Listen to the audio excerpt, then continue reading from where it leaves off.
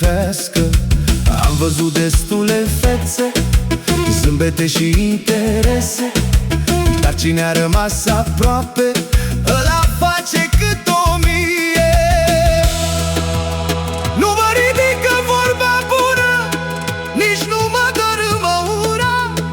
Cât îmi țin obrazul sus, știu că merg pe drumul pus.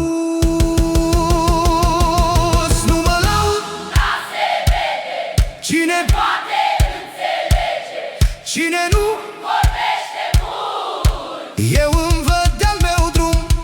Nu mă schimb pentru nimic, nici la bine, nici la greu. Vorbele se duc ca vântul, faptele